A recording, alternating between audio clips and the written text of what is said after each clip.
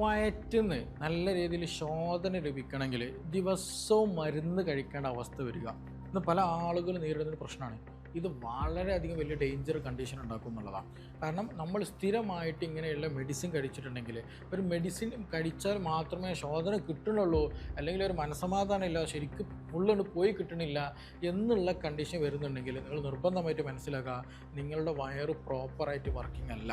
എന്തോ ഒരു ഡാമേജ് നിങ്ങളുടെ കുടലുകളിൽ ബാധിച്ചിട്ടുണ്ട്. അതെന്ത് ചെയ്യണം? നമ്മൾ നോർമലാക്കി കൊണ്ടുവരണം.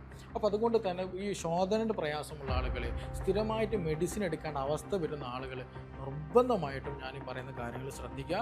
നിങ്ങൾ എപ്പോഴും മെഡിസിൻ എടുക്കണം, ഏത് സമയത്ത് നിർത്തണം, മെഡിസിൻ എടുക്കാതെ നമുക്ക് ഈ ശോധന എങ്ങനെ പ്രോപ്പറായിട്ട് കൊണ്ടുപോകാൻ പറ്റും എന്നതിനെ കുറിച്ചിട്ടാണ് ഇന്നിവിടെ നമ്മൾ ഡിസ്കസ് ചെയ്യാൻ പോകുന്നത്.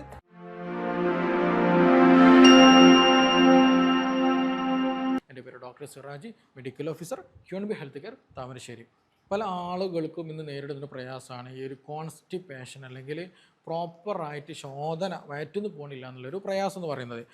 പ്രത്യേകിച്ച് പറയുകയാണെങ്കിൽ ഒരു 40 വയസ്സ് കഴിഞ്ഞതിന് ശേഷം പലരും നേരിടുന്ന പ്രയാസമാണ്. പല ആളുകൾക്കും ആ ശോധന കിട്ടില്ല എന്നുണ്ടെങ്കിൽ ഒരു റാഹത്ത്, അല്ലെങ്കിൽ ഒരു മനസ്സമാധാനം, ഒരു തൃപ്തി ഉണ്ടാവില്ല എന്നുള്ളതാണ്. ചിലപ്പോൾ പോകുന്നുണ്ടായിരിക്കും, പക്ഷെ അത് കംപ്ലീറ്റ് ഒരു ഒരു ഒരു എന്താ പറയുക, ഒരു കംഫർട്ടായിട്ട് നമുക്ക് ഫീൽ ചെയ്യില്ല, ഒരു കംപ്ലീറ്റ് പോയ മാതിരി നമുക്ക് തോന്നില്ല എന്നുള്ളത്. അപ്പോൾ ഇങ്ങനെയുള്ള സാഹചര്യം വന്നു കഴിഞ്ഞാൽ എന്താ സംഭവിക്കുക അറിയാം? ഇന്ന് എൻ്റെ അടുത്ത് വരുന്ന ബഹുഭൂരിപക്ഷം ആളുകൾ എടുത്ത് നോക്കുകയാണെങ്കിൽ അവരെല്ലാവരും ടാബ്ലറ്റ് എടുക്കുന്നുണ്ടാവും എന്നുള്ളതാണ്. ഇന്നിപ്പോൾ എന്ന് പറയുന്നൊരു ടാബ്ലറ്റ് ഇന്ന് എടുക്കുന്നുണ്ടെങ്കിൽ ഒന്നാണ് എടുക്കുന്നത്, നാളെ 2 എടുക്കാൻ തുടങ്ങും. പിന്നെ അത് കഴിച്ചിട്ട് എഫക്റ്റ് ആവാതിരിക്കുമ്പോൾ എന്ത് ചെയ്യും? വേറെ കമ്പനീൻ്റെ ആരെങ്കിലും പ്രിഫർ ചെയ്യും, അല്ലെങ്കിൽ പറഞ്ഞു കൊടുക്കും, എന്നിട്ട് അതെടുക്കും. എന്നിട്ട് അത് കഴിഞ്ഞ് പിന്നെ അടുത്തത്. കാരണം ഇതിങ്ങനെ ഡോസ് കൂട്ടി കൂട്ടി കൂട്ടി വരുന്ന ഒരു കണ്ടീഷനിലേക്ക് വരും എന്നുള്ളതാണ്. നമ്മൾ അങ്ങനെയല്ല ചെയ്യേണ്ടത്. നമ്മൾ ആദ്യം മനസ്സിലാക്കുക, അത് വെരി റോങ് ആയിട്ടുള്ള കണ്ടീഷനാണ്. എപ്പോഴേലും ഒന്നും എടുക്കണമല്ല കേട്ടോ, ഇതിങ്ങനെ സ്ഥിരമായിട്ട് എടുക്കുന്ന കാര്യമാണ് ഞാൻ നിർബന്ധമായിട്ട് ഇവിടെ പറയുന്നത്. അപ്പോൾ അതുകൊണ്ട് തന്നെ ഇങ്ങനെ എടുത്തു കഴിഞ്ഞാൽ എന്താ പ്രശ്നം എന്നറിയാം? നമ്മുടെ ഗട്ടിൻ്റെ നമ്മുടെ കുടലിനൊരു സ്വാഭാവികമായിട്ട് ഉണ്ടാക്കേണ്ട ഒരു ശോധന, അല്ലെങ്കിൽ വയറ്റുന്ന പോലെ ടെൻഡൻസി വരെയുള്ളൊക്കെ ഉണ്ടല്ലോ, അതൊക്കെ നിന്ന് പോകും. നമ്മുടെ നാഡികളൊക്കെ മരവിച്ച് പോകുന്ന അവസ്ഥ, അതിനൊരു സ്റ്റിമുലേഷൻ കിട്ടൂല. അവിടുത്തെ നാഡികളുടെ പ്രവർത്തനത്തെ നല്ല രീതിയിൽ ബാധിക്കും. അതുപോലെ മസിൽസൊക്കെ എന്ത് ചെയ്യും? മസിൽ കോൺട്രാക്ഷനും അതിൻ്റെ പ്രവർത്തനത്തെ എന്ത് ചെയ്യും? അത് താറുമാറാക്കും. ഈ മെഡിസിൻ കഴിച്ചാലേ പ്രവർത്തനം ലഭിക്കൂ എന്നുള്ള കണ്ടീഷനിലേക്ക്, ഒരു അഡിക്ഷനിലേക്ക് ആക്ച്വലി എന്ത് പോയി? നമ്മുടെ കുടലുകൾ പോയി പോകുന്നുള്ളതാണ്. അപ്പോൾ അങ്ങനെ വന്നു കഴിഞ്ഞാൽ എന്ത് ചെയ്യും? ഇതിന് ഡിപ്പെൻഡഡ് ആയിരിക്കും. പിന്നെ അതും തന്നെ നോർമലായിട്ടുള്ള ഒരു കണ്ടീഷനാണ് പിന്നെ അവിടെ ഉണ്ടാകുക എന്നുള്ളത്. കാരണം ഒരു മെഡിസിൻ കഴിച്ചിട്ട് മാത്രം പോകേണ്ടി വരുന്നൊരവസ്ഥ എന്ന് പറഞ്ഞാൽ എന്താ? ശരിക്കും നമ്മുടെ കുടൽ പ്രവർത്തിക്കുന്നില്ല എന്ന് തന്നെയാണല്ലോ. അപ്പോൾ അതുകൊണ്ട് തന്നെ ഒരിക്കലും എന്ത് ചെയ്യാൻ പാടില്ല? ഈ പറഞ്ഞിട്ടുള്ള സ്ഥിരമായിട്ട് നിങ്ങൾ മെഡിസിൻ എടുക്കരുത്. എന്തെങ്കിലും ആവശ്യമുണ്ടെങ്കിൽ ഒരു ഫിസിഷ്യനെ കാണുക, ഒരു ഹെൽത്ത് അഡ്വൈസറെ കണ്ടിട്ട് അവരെ ഒരു ഡിസിഷനോ അവരുടെ ഒരു നോക്കിയിട്ട് എന്താണ് പ്രശ്നം നോക്കണം. അതിനനുസരിച്ചിട്ട് എന്ത് ചെയ്യണം? നമ്മൾ ട്രീറ്റ്മെൻറ്റ് എടുക്കുക എന്നുള്ളതാണ്. നമ്മൾ ആദ്യം മനസ്സിലാക്കുക, വയറ്റിന്ന് പോകാൻ നമ്മളിപ്പോൾ പല ആളുകൾ പറയുന്ന പ്രശ്നമാണ്, ഡോക്ടറെ വയറ് ഖനം വെച്ചിട്ടുണ്ട്, വയറ് ഗ്യാസ് പോലെ വരുന്നുണ്ട്, ശരിക്കും ശോധന കിട്ടുന്നില്ല, വിശപ്പ് കുറവാണ്, ഇങ്ങനെ പല പ്രയാസങ്ങളും എന്ത് ഉണ്ടായിരിക്കും. അപ്പോൾ ഇത് വരുന്ന സമയത്താണ് പ്രോപ്പറായിട്ട് നമ്മൾ ശോധന ഉണ്ടോ ഇല്ലയോ നോക്കലും ഈ പറഞ്ഞതുപോലെ മെഡിസിൻ കഴിക്കാമെന്നുള്ളത്. നമ്മൾ മനസ്സിലാക്കുന്നത്, നിങ്ങൾക്ക് 2-3 ദിവസത്തിലധികം നിങ്ങൾക്ക് ശോധന കിട്ടുന്നില്ല, അതേപോലെ നല്ല ഹാർഡായിട്ടൊക്കെ പോകുന്നുണ്ടെങ്കിൽ നിർബന്ധമായിട്ട് എന്ത് ചെയ്യണം? അതിന് ട്രീറ്റ്മെൻറ്റ് എടുക്കുക തന്നെ വേണം. എല്ലാ ദിവസവും ശോധന വേണം. 24 മണിക്കൂർ ഒരു തവണ ശോധന വേണമെന്ന് എവിടെയില്ല. അത് നമ്മൾ ആദ്യം മനസ്സിലാക്കേണ്ട ഒരു സംഗതിയാണ്. അപ്പോൾ ചില ആളുകൾക്ക് അങ്ങനെ ഉണ്ടായിരിക്കും, ഞാൻ ഇന്ന് പോയില്ലല്ലോ എന്ന് കരുതി ടെൻഷൻ അടിക്കും. അങ്ങനെ ടെൻഷൻ അടിക്കാൻ ആവശ്യമൊന്നുമില്ല. കാരണം അതിനൊരു നോർമാലിറ്റി ഉണ്ട്, മീൻസ് ഒരു നോർമൽ ടൈമിംഗ് ഉണ്ട്. ആ ടൈമിനനുസരിച്ചിട്ട് നമ്മൾ ഭക്ഷണം കഴിച്ച ഏത് ഭക്ഷണമാണോ കഴിച്ചത്, ഏത് സമയത്താണ് കഴിച്ചത്, അതെല്ലതും എന്താണ്? ഈ ഒരു ശോധന ഡിപ്പെൻഡാണ്. ഇപ്പോൾ ചില ആളുകളുണ്ടായിരിക്കും, ഡോക്ടർ എനിക്ക് ശോധന തീരെ ഇല്ല എന്ന് പറയും. അപ്പോൾ നോക്കുമാർ ഹിസ്റ്ററി എടുക്കുന്ന സമയത്ത് എന്താണ്? ഈ സാധുക്കൾ, ഈ പേഷ്യൻസ് എന്ത് ചെയ്യുന്നുണ്ടോ അറിയോ? ഈ ശോധന കുറവാണല്ലോ എന്ന് കരുതിയിട്ട് ഭക്ഷണം കഴിക്കൽ കുറവായിരിക്കും. അപ്പോൾ അവിടെ ഭക്ഷണം കഴിക്കൽ കുറവാകുമ്പോൾ എന്ത് ചെയ്യും? ഇവിടെ ശോധന കുറയും. അത് സ്വാഭാവികമാണ്. അപ്പോൾ അങ്ങനെയുള്ള ആളുകൾ എന്ത് ചെയ്യുക? ഭക്ഷണം കഴിക്കാണ്ടിരിക്കലല്ലേ ചെയ്യും, ഭക്ഷണം കഴിക്കണം. പക്ഷെ നമ്മൾ പ്രോപ്പറായിട്ട് നമ്മുടെ വിശപ്പിനനുസരിച്ച് ഭക്ഷണം കഴിക്കുക. അതിനനുസരിച്ച് ഇൻപുട്ടിനനുസരിച്ച് നമ്മൾ കഴിക്കുന്നതിനനുസരിച്ചിട്ട് ഔട്ട്പുട്ട് ഇല്ല, ശരിയായ രീതിയിൽ ശോധന ലഭിക്കുന്നില്ല, മലം പുറത്ത് പോകണില്ലെങ്കിൽ അത് പ്രശ്നമാണ്. അപ്പോൾ എന്തെങ്കിലും ബുദ്ധിമുട്ടുള്ള കാര്യം, ദഹനക്കേടെ പ്രശ്നം ഉണ്ടെങ്കിൽ അത് ക്ലിയർ ചെയ്യുക, അതിനുള്ള മരുന്ന് കഴിക്കുക എന്നുള്ളതാണ്. അല്ലാണ്ട് സ്ഥിരമായിട്ട് നിങ്ങൾ എന്ത് ചെയ്യരുത്? മരുന്ന് കഴിക്കരുത് എന്നുള്ളതാണ്. ഈ ശോധന ബ്ലോക്ക് ആവാൻ, അല്ലെങ്കിൽ ശരിയായ രീതിയിൽ ശോധന കിട്ടാതിരിക്കാൻ ചില കാരണങ്ങളുണ്ട്. അപ്പോൾ ഈ പറഞ്ഞ കാര്യങ്ങൾ എന്ത് ചെയ്യുക? നമ്മൾ മരുന്ന് കുടിക്കുന്ന ആളുകളും വയറ്റിന് ശരിയായി പോകാത്ത ആളുകൾ നിർബന്ധമായിട്ട് ശ്രദ്ധിക്കുക. ഒന്ന് ഡീഹൈഡ്രേഷനാണ്. ബഹുഭൂരിപക്ഷം ആളുകളും വേണ്ടത്ര രീതിയിൽ വെള്ളം കുടിക്കുന്നില്ല. എൻ്റെ അടുത്ത് വന്നു കഴിഞ്ഞാൽ പല ആളുകളും ചോദിക്കുന്ന സാധനം, നിങ്ങൾ വെള്ളം കുടിക്കുക. ഡോക്ടർ ഞാൻ വെള്ളം കുടിക്കല്, നിങ്ങൾ എത്ര ഗ്ലാസ് വെള്ളം കുടിക്കലെന്ന് ചോദിക്കും. ഞാനൊരു 5-8-10 ഗ്ലാസ് വെള്ളം അങ്ങനെ പറയലാണ്. ഇന്ന് എത്ര ഗ്ലാസ് വെള്ളം കുടിച്ചെന്ന് വെച്ചാൽ ചിലപ്പോൾ പറയുന്നത് ഇന്ന് കുടിച്ചില്ല ഡോക്ടറെ എന്ന് പറയും. അപ്പോൾ പല ആളുകളും ഞാൻ എത്ര വെള്ളം കുടിക്കുന്നുണ്ട്, പ്രോപ്പർ ഹൈഡ്രേഷൻ നിലനിർത്തുന്നത് പോലും പലരും നോക്കാറില്ല. അത് മാത്രമല്ല, ചിലപ്പോൾ ചായ ആയിരിക്കും നല്ലോണം കുടിക്കുക, അല്ലെങ്കിൽ കോഫി നല്ലോണം കുടിക്കുന്നുണ്ടാവും. അതിൽ കാര്യമില്ല. ഈ കോഫി ആകട്ടെ ചായ ഇത് ഡീഹൈഡ്രേഷൻ ഉണ്ടാക്കുന്ന സാധനമാണ്. നല്ലോണം മൂത്രം പോകാൻ അത് ഹെൽപ്പ് ചെയ്യും. അപ്പോൾ ഡീഹൈഡ്രേഷൻ ബോഡി നല്ലോണം ഉണ്ടാവും. അപ്പോൾ വയറ് ഉറക്കാൻ അത് കാരണമാവും എന്നുള്ളതാണ്. അപ്പോൾ അത് നല്ലോണം നമ്മൾ നോട്ട് ചെയ്യണം. വെള്ളമാണ് അത്, വെള്ളം പോലെ ഒരു സാധനമാണ് നീ, അല്ലെങ്കിൽ അത് വെള്ളം അയച്ചിട്ട് എന്ത് തരാം നിങ്ങൾ കണക്കിൽപ്പെടുത്തണ്ട. സാധാരണ നമ്മൾ നോർമൽ വാട്ടറായിട്ട് ദിവസം ഒരു ആവറേജ് 2-3 ലിറ്റർ എന്ത് ചെയ്യണം നമ്മൾ വെള്ളം കുടിക്കണം.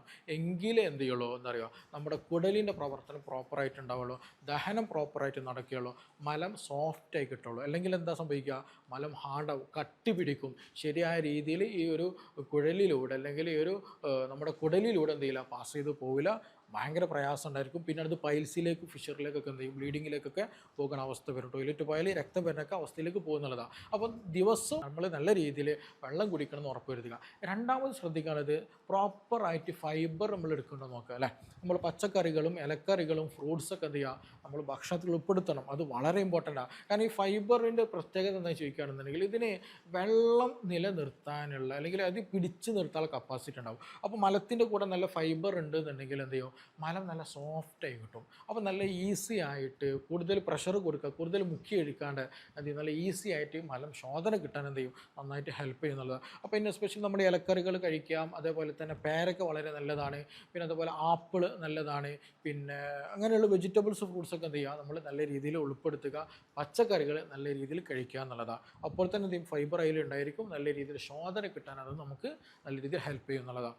ഇനി അതേപോലെ ശ്രദ്ധിക്കാനുള്ളത്, നിങ്ങൾക്ക് ശോധന ഉണ്ട്, പ്രത്യേകിച്ച് രാവിലെ എണീക്കുന്ന സമയത്ത് ടോയ്ലറ്റിൽ പോകാനുണ്ടെങ്കിൽ എന്ത് ചെയ്യും, പോവില്ല.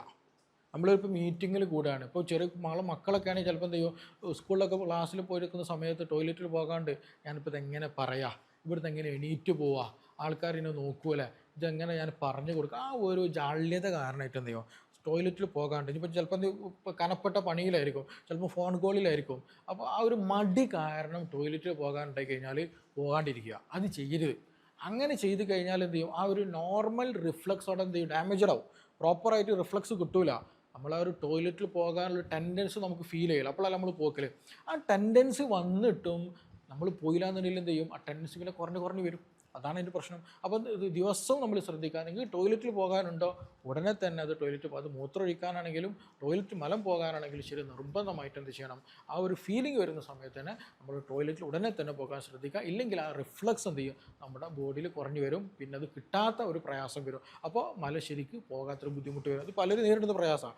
അതേപോലെ നമ്മൾ ശ്രദ്ധിക്കാനുള്ളതാണ് എക്സസൈസ് നല്ല രീതിയിൽ പ്രോപ്പറായിട്ട് ചെയ്യാന്നുള്ളത്. സെഡൻറ്ററി ലൈഫ് സ്റ്റൈൽ വന്നത് കൂടിയിട്ട് എന്ത് ചെയ്തിട്ടുണ്ട്, ഗ്യാസ്ട്രിക് ഇറിറ്റേഷൻ നല്ലോണം ഉണ്ട്. സെഡൻറ്ററി ലൈഫ് എന്ന് പറഞ്ഞിട്ടുണ്ടെങ്കിൽ നമ്മൾ ഇരുന്ന് ജോലി ചെയ്യുക, കൂടുതൽ കായികാധ്വാനമോ വേർക്കുന്ന ജോലി കാര്യങ്ങൾ ചെയ്യുന്നതിൽ ഒരു ഓഫീസ് റൂം എന്ത് ചെയ്യുക, അവിടെ ഇരിക്കുക, എന്നിട്ട് ബാക്കി അവിടെ ഇരുന്ന് ഇങ്ങനെ വൈകുന്നേരം വരെ ഇരിക്കുക, പിന്നെ വീട്ടിൽ പോവുക, കിടന്നുറങ്ങുക, ഓഫീസിൽ വരിക, ഇരിക്കുക, ഇതന്നെ.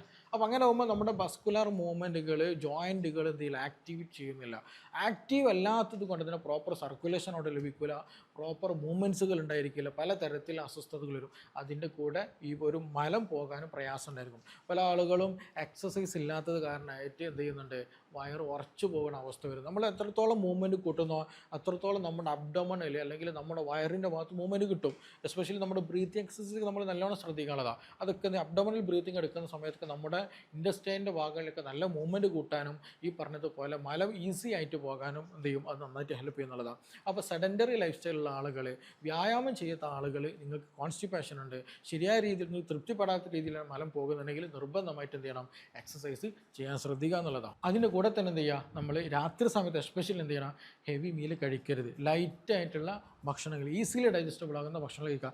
ലേറ്റായിട്ട് കുഴിമന്തിയോ ബിരിയാണിയോ മധുഹൂത്തോ അങ്ങനെ എന്തെങ്കിലും ഹെവി ഫുഡുകൾ 12 മണിക്ക് 1 മണിക്കൊക്കെ പോയിട്ട് നല്ല ഹെവി ഫുഡാക്കി നമ്മൾ ഫിറ്റ് ചെയ്ത് അടച്ചിട്ടുണ്ടെങ്കിൽ നമ്മുടെ ദഹനത്തെ ഡാമേജാക്കും, പ്രോപ്പറായിട്ട് ദഹനം നടക്കില്ല, ബ്ലോട്ടിങ് വരും, പൊളിച്ചത കെട്ടുകളുണ്ടാവും, ഗ്യാസ്ട്രിക് ഇറിറ്റേഷൻ ഉണ്ടാവും, ഗ്യാസ്ട്രിക് കംപ്ലീറ്റ് ഡാമേജ് ആകുന്ന അവസ്ഥ വരും, ശോധന പ്രോപ്പറായിട്ട് ലഭിക്കില്ല എന്നുള്ളതാണ്. അപ്പോൾ ഈ പറഞ്ഞ കാര്യങ്ങൾ നമ്മൾ നിർബന്ധമായിട്ട് ശ്രദ്ധിക്കണം. ഇനി നിങ്ങൾക്ക് ശോധന കിട്ടുന്നില്ല, പലതരത്തിൽ അസ്വസ്ഥതകൾ വരുന്നുണ്ട്, ഞാൻ ഈ പറയുന്ന കാര്യങ്ങളൊന്ന് ശ്രദ്ധിക്കും. ഒന്ന് നിങ്ങൾ രാവിലെ എണീറ്റ് ഉടനെ ഒരു 2 ഗ്ലാസ് ചെറിയ ഇളം ചൂടുള്ള വെള്ളം കുടിക്കുക. ഇതെന്താണെന്ന് അറിയാം, നമ്മുടെ ഒരു മലത്തെ ഒരു സോഫ്റ്റ് ആക്കാൻ ഹെൽപ്പ് ചെയ്യും. അതേപോലെ നമ്മുടെ ഇൻറ്റസ്റ്റൈനൽ മൂവ്മെൻറ്റ് കൂട്ടാൻ ഹെൽപ്പ് ചെയ്യും. ആ ഒരു ടെൻഡൻസി, ടോയ്ലറ്റിൽ പോകണമെന്ന ടെൻഡൻസി ഉണ്ടല്ലോ, ആ ടെൻഡൻസി കൂട്ടാൻ എന്ത് ചെയ്യും ഈ ഒരു വെള്ളം നല്ല ഹെൽപ്പ് ചെയ്യും. നമ്മൾ തണുത്ത വെള്ളം വല്ലാണ്ട് കുടിക്കരുത് കേട്ടോ, അത് ഡ്രൈനെസ് ഉണ്ടാക്കും. നമ്മൾ നല്ലോണം ശ്രദ്ധിക്കണം, തണുത്ത വെള്ളം വല്ലാണ്ട് കുടിക്കരുത്. ഇനി ഒന്നും കിട്ടിയില്ല നിങ്ങൾ നോർമൽ വെള്ളം കുടിച്ചാലും മതി. ഏറ്റവും ബെസ്റ്റ് എന്താണ്, ഒരു ഇളം ചൂടുള്ള വെള്ളം, നല്ല ചൂടുള്ള കുടിക്കരുത്, ഒരു ഇളം ചൂടുള്ള വെള്ളം കുടിക്കുകയാണെങ്കിൽ അത് ഒന്നുകൂടെ സ്റ്റിമുലേഷൻ കൂട്ടാൻ നന്നായിട്ട് ഹെൽപ്പ് ചെയ്യുന്നുള്ളതാണ്. രണ്ടാമത് ശ്രദ്ധിക്കാനുള്ളത്, നമുക്ക് ടോയ്ലറ്റിൽ പോകാൻ ടെൻഡൻസി ഉണ്ടോ ഉടനെ തന്നെ ടോയ്ലറ്റിൽ പോകണം. അവിടെ മീറ്റിംഗ് ഉണ്ടെന്നോ ഫോൺ കോളിങ്ങിലാണെന്നോ അടുപ്പത്ത് എന്തെങ്കിലും ഉണ്ടാക്കി വെച്ചുക്കണോ ഇതൊന്നും നോക്കരുത്. അത് വേഗം ക്ലിയർ ചെയ്തിട്ട് എന്ത് ചെയ്യുക, ടോയ്ലറ്റിൽ പോവുക. ആ സമയത്ത് തന്നെ ശോധനയ്ക്ക് ഇരിക്കുക എന്നുള്ളതാണ്. ഇല്ലാന്നുണ്ടെങ്കിൽ എന്ത് ചെയ്യും, ആ ഒരു ടെൻഡൻസി പിന്നെ പതിയെ കുറഞ്ഞു വരും എന്നുള്ളതാണ്. ഇനി അതേപോലെ നമ്മൾ ശ്രദ്ധിക്കുക, ഭക്ഷണത്തിൽ നല്ല ഫൈബർ ഉൾപ്പെടുത്തും. ഞാൻ നേരത്തെ പറഞ്ഞു, എസ്പെഷ്യലി വേണമെങ്കിൽ നമുക്ക് സോക്കഡ് ആയിട്ടുള്ള ചിയാസീഡൊക്കെ ഉണ്ടല്ലോ, അതൊക്കെ എന്ത് ചെയ്യും, നമുക്ക് 1-1.5 ടീസ്പൂൺ രാത്രി വെള്ളത്തിൽ സോക്ക് ചെയ്തിട്ട് എന്ത് ചെയ്യുക, രാവിലെ കഴിക്കുകയാണെന്നുണ്ടെങ്കിൽ നമ്മുടെ ഫൈബർ നിലനിർത്താനും നമ്മുടെ ഇൻഡസ്ട്രിയൽ മൂവ്മെൻറ്റ് കൂട്ടാനൊക്കെ എന്ത് ചെയ്യും, അത് നന്നായിട്ട് ഹെൽപ്പ് ചെയ്യും. അത് നന്നായിട്ട് സഹായിക്കുന്നതാണ്. അതേപോലെ തന്നെ എന്ത് ചെയ്യും, നമ്മൾ നല്ല രീതിയിൽ ഫിസിക്കൽ ആക്ടിവിറ്റി, എക്സസൈസുകൾ, മൂവ്മെൻറ്റ് എന്ത് ചെയ്യുക, നമ്മൾ ജോഗിങ് നടത്തായിട്ടോ അല്ലെങ്കിൽ സൈക്ലിംഗ് പോലെയുള്ള പ്രവർത്തികളൊക്കെ ചെയ്യുക. അത് നല്ല രീതിയിൽ എന്ത് പോയി നമ്മുടെ ശോധന കൂട്ടാൻ നമ്മളെ ഹെൽപ്പ് ചെയ്യുന്നുള്ളതാണ്. ഇനി അതേപോലെ നമ്മൾ ശ്രദ്ധിക്കാനുള്ളത്, രാത്രി സമയങ്ങളിൽ ഹെവി മീൽ കഴിക്കരുത്. ലൈറ്റ് ആയിട്ടുള്ള, പെട്ടെന്ന് ദഹിക്കുന്നതും പെട്ടെന്ന് റിമൂവ് ചെയ്യാൻ സഹായിക്കുന്ന സിമ്പിൾ ആയിട്ടുള്ള ഫുഡുകൾ മാത്രം കഴിക്കുക. മറ്റേത് നമ്മുടെ ദഹനത്തെ നല്ല ഡാമേജ് ആക്കും. പ്രോപ്പറായിട്ട് എന്ത് ചെയ്യില്ല, ദഹനം നടക്കുകയില്ല, ശോധന ലഭിക്കുകയില്ല എന്നുള്ളതാണ്. അതേപോലെ നമ്മൾ ശ്രദ്ധിക്കാനുള്ളതാണ്, ശരിക്കും ശോധന കിട്ടാത്ത ആളുകൾക്ക് പറ്റിയൊരു സംഗതി, നമ്മളെ കറുത്ത ഉണക്കമുന്തിരിണ്ടല്ലോ, കുരുവില്ലാതെ, ഇതെന്ത് ചെയ്യുക, ഒരു 10 രൂപ എടുക്കുക, ഒരു 10-15 എടുത്തിട്ട് കഴുകിയിട്ട് രാത്രി വെള്ളത്തിലിടുക. എന്നിട്ട് രാവിലെ വെറും വയറ്റിൽ എന്ത് ചെയ്ത് കഴിക്കുകയും ചെയ്യുക, വെള്ളം കുടിക്കുകയും ചെയ്യുക എന്നുള്ളതാണ്. അല്ലെങ്കിൽ അത്തിപ്പഴം ഉണ്ടല്ലോ, ഈ അത്തിപ്പഴം എന്ത് ചെയ്യുക, ഒരു 3-5 എന്ത് ചെയ്യുക, നല്ല രീതിയിൽ കഴുകിയിട്ട് ഒരു 1/2 ഗ്ലാസ് വെള്ളത്തിൽ രാത്രി വെറും വയറ്റിൽ രാവിലെ എന്ത് ചെയ്ത് നല്ല ചവച്ചരച്ച് തിന്നുകയും ചെയ്യുക, വെള്ളം കുടിക്കുകയും ചെയ്യുക. ഇതൊക്കെ എന്ത് ചെയ്യുന്നുണ്ടെങ്കിൽ നമ്മുടെ മലം സോഫ്റ്റ് ആകാനും പെട്ടെന്ന് പോകാൻ ഹെൽപ്പ്, ഈവൻ പൈൽസുള്ള ആളുകൾക്ക് ഇത് നന്നായിട്ട് ഹെൽപ്പ് ചെയ്യും എന്നുള്ളതാണ്. അപ്പോൾ അതുകൊണ്ട് ഈ ഒരു സംഗതിയിൽ നമ്മൾ ചെയ്യുമ്പോൾ തന്നെ അതിൻ്റെ കൂടെ ഫ്രൂട്ട്സ് നോക്കുകയാണെങ്കിൽ ഞാൻ എപ്പോഴും പറയും പേരക്ക നല്ലോണം കഴിക്കുക എന്നുള്ളത്. പേരക്ക നമ്മൾ കഴിക്കും, നല്ല ഫൈബർ ഉള്ളതാണ്. അപ്പോൾ അത് ഈസി ആയിട്ട് നമ്മുടെ മലം നല്ല സോഫ്റ്റ് ആകാനും നമ്മളെല്ലാം ഹെൽപ്പ് ചെയ്യുന്നതാണ് പേരക്ക എന്ന് പറയുന്നത്. അതുപോലെ പക്ഷേ നമ്മൾ തൈര് ഉൾപ്പെടുത്തണം കേട്ടോ. നമ്മൾ യോഗട്ടിന് പുളി കുറഞ്ഞ തൈരാണ് ഏറ്റവും ബെസ്റ്റ്. ചില ആളുകൾക്ക് പുളി കൂടിക്കഴിഞ്ഞാൽ കോൺസ്റ്റിപ്പേഷൻ ഉണ്ടാകാറുണ്ട്. അപ്പോൾ അത് ശ്രദ്ധിക്കുക. പുളി കുറഞ്ഞ തൈര് എന്ത് ചെയ്യുക, നമ്മൾ ഭക്ഷണത്തിൽ, അപ്പോൾ ദഹനത്തെ ഇമ്പ്രൂവ് ആക്കുകയും ചെയ്യും. നമ്മൾ ഈസി ആയിട്ട് എന്ത് ചെയ്യും, ശോധന കിട്ടാനും നന്നായിട്ട് ഹെൽപ്പ് ചെയ്യും എന്നുള്ളതാണ്. അതിന് പുറമെ എന്ത് ചെയ്യുക, നമ്മൾ ടോയ്ലറ്റിൽ പോയി കഴിഞ്ഞാൽ കുറേ നേരം ഇരിക്കരുത് കേട്ടോ.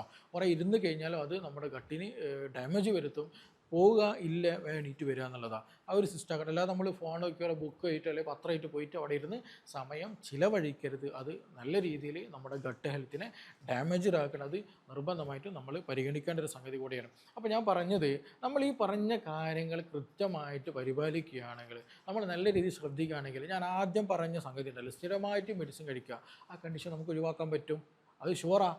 ഇനി നിങ്ങൾക്ക് ഞാൻ പറഞ്ഞതുപോലെ നിങ്ങൾക്ക് പ്രോപ്പറായിട്ട് ദഹിക്കാത്ത പ്രശ്നമാണ്, അല്ലെങ്കിൽ മറ്റെന്തെങ്കിലും നെർവ് റിലേറ്റഡ് പ്രശ്നമാണ്, മറ്റെന്തെങ്കിലും അസ്വസ്ഥതകൾ ഉണ്ട് എന്നുണ്ടെങ്കിൽ അത് മനസ്സിലാക്കിയിട്ട് അതിനുള്ള ട്രീറ്റ്മെൻറ്റ് എടുക്കണം.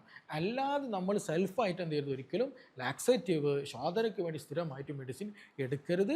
അത് നല്ല രീതിയിൽ നമ്മുടെ ദഹനത്തെ ബാധിക്കും. പിന്നീട് മറ്റു മരുന്നുകളും ഈ പറഞ്ഞ പൊടിക്കൈകളും നമ്മുടെ ജീവിതശൈലികളൊന്നും മാറ്റിയാൽ പോലും മാറാത്ത രീതിയിലേക്ക് എന്ത് ചെയ്യും, അഡിക്റ്റഡ് ആകുന്ന ഒരു കണ്ടീഷനിലേക്ക് എന്ത് പോയി, നമ്മുടെ പോകും, നമ്മുടെ കുടലുകളുടെ പ്രവർത്തനമൊക്കെ പോകുന്നുള്ളത്. അപ്പോൾ അത് നിർബന്ധമായിട്ട് ശ്രദ്ധിക്കുക. അപ്പോൾ ഈ വിഷയത്തിൽ നിങ്ങൾക്ക് എന്തെങ്കിലും സംശയമുണ്ട്, പല ആളുകൾ നേരിടുന്ന പ്രയാസമാണ് കോൺസ്റ്റിപ്പേഷൻ, എപ്പോഴും വരുന്ന സംഗതിയാണ് ഈ വയറ് സംബന്ധമായ പ്രയാസങ്ങൾ എന്ന് പറഞ്ഞാൽ. അപ്പോൾ അതുകൊണ്ട് പല സംശയങ്ങളുണ്ടെന്ന് എനിക്ക് തന്നെ അറിയാം, ഇത് പൂർണ്ണമായിട്ടില്ല എന്നുള്ള അറിയാം. അപ്പോൾ എന്തെങ്കിലും സംശയങ്ങൾ നിങ്ങൾക്ക് കൂടുതലൊക്കെ അറിയാനൊക്കെ താല്പര്യം ഉണ്ട് എന്നുണ്ടെങ്കിൽ എന്ത് ചെയ്യുക, തീർച്ചയായിട്ടും താരതമ്യമുള്ള നമ്പറിൽ നിങ്ങൾക്ക് ബന്ധപ്പെടാവുന്നതാണ്. നമുക്കിനി മറ്റൊരു വിഷയവുമായി ബന്ധപ്പെട്ട് വീണ്ടും കാണാം. Thank you.